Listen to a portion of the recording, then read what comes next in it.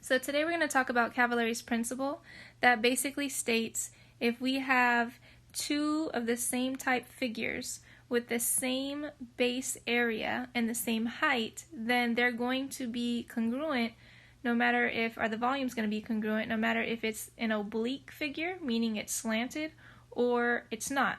So for instance, let me just look at number 2 really quick. So if we had a cylinder that was like basically the normal type cylinder, meaning it's going straight up and down vertically, that had the exact same base area as the oblique one, we call this one oblique, think of it as slanted. So if we had the one with the same exact base area and the same height, so basically we have it with a height of 12. Shouldn't put that there, let's put it here. Notice that this slanted one, aka oblique, has a height of 12 and it had the same base area. So basically the radius for that circle at the bottom here would also have to be 5. We will know that these two volumes will be equal, and that is because the height is the same and the base areas will be the same.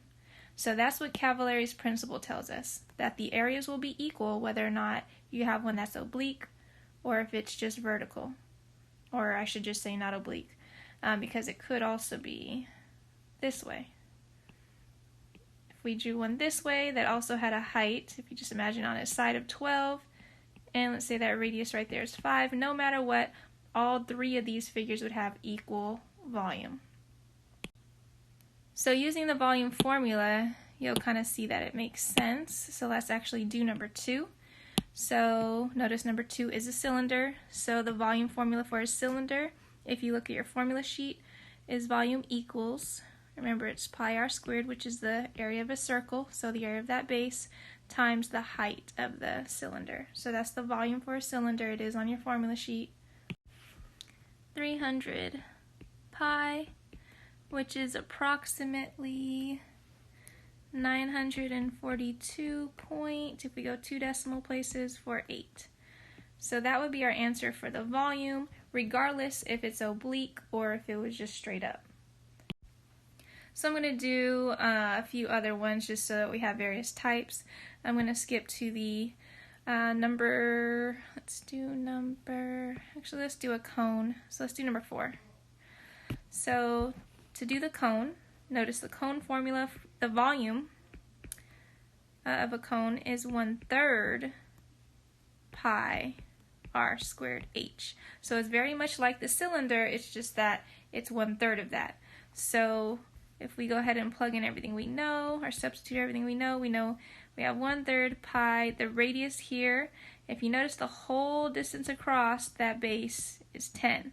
So that is the diameter. So the diameter is actually equal to 10, so the radius must equal 5. So you got to be careful of that. You watch for those diameters. So really our radius is 5 squared, and our height this time is 6 because it's 6 in the vertical direction. And now if we calculate that, we get 50 pi, which I'm kind of running out of room here, but I'll squeeze it on the bottom. 50 pi, which is approximately 157.08. That's a 7. Alright. So next we'll go ahead and do one off the, I'll pick through 6 or 8. I'm actually seeing that you guys are having more problems on problems like 6 or 8 because it has a triangular base. So whichever one you're looking at, you should notice the base is a triangle. And some of you guys, when you're finding your big B, you're not using the triangle formula, which is 1/2 little b times h. So if you notice the base is a triangle, and that's no matter which one we're looking at, 6 or 8, make sure you're using 1/2 little b times h, which is on your formula sheet, for a triangle because the base is a triangle. So I think I'll go ahead and do number 8. And then you guys can do number 6, obviously.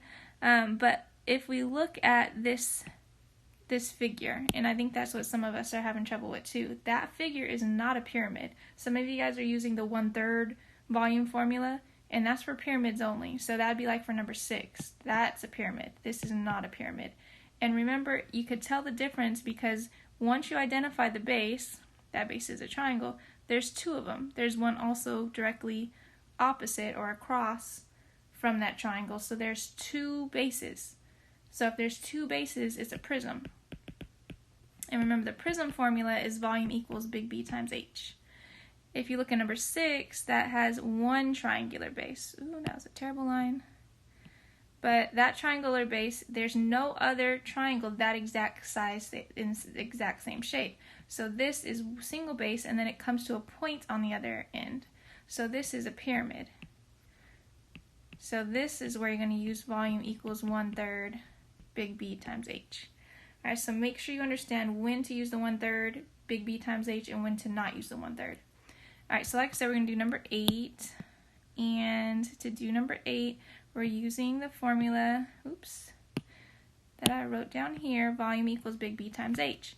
Now remember, I just said that big B is the triangle at the bottom.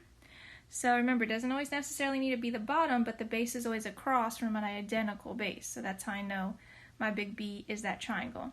So to find big B, which is a triangle, the triangle formula is 1/2 little b times h.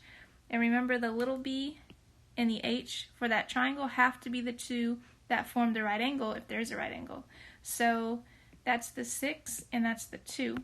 So it doesn't really matter what order we put them in. We just got to make sure we use 6 and 2. If they had a number here, we wouldn't use that because that's the hypotenuse. It's not the side that forms the right angle. Notice if I erase all that, there's the right angle mark right here. So the two sides we have to use are the ones that form that right angle. That's why it has to be the 6 or the 2. Alright, so now if we use that, those two sides, we have 1/2 times 6 times 2, which is 6 if you calculate it, because 1/2 of 6 is 3, and then 3 times 2 is 6. So our big B is 6. Now remember, that big B is going to go right there. So we have volume equals 6, because that's now our big B, times the height. Well, the height of this oblique prism, triangular prism, is 9. So we know that our height is 9, and therefore our volume equals 54. And that's it. So that's our volume. So notice we didn't do the 1/3 here. That's only for pyramids or cones is when you use the 1/3. Basically when you have that pointy part at the top. Alright, so you guys will complete the rest, 1 through 8. And if you have any questions, just hit me up. If we need to do a live session to help you, we'll do that. Just make sure you send me a message if you're struggling.